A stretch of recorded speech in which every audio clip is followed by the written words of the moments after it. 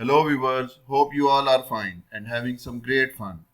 In this video, you are going to learn how to switch between sheets in Excel. For example, we have different sheets you can see here in this worksheet. So the traditional way is to just click on sheets to switch the sheet.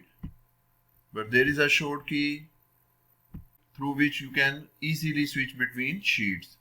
So the short key is Control plus page down or page up. So first we will see how the page down key works. If you want to switch the sheets towards your right side, you can press Control plus page down and you can see the sheets are switching.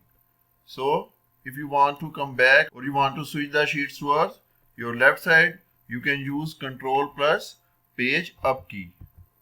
Here you can see the sheets are switching. So this is how you can switch between the sheets in Excel. In the end, if this video has helped, please like and share this video and subscribe our channel. Thank you.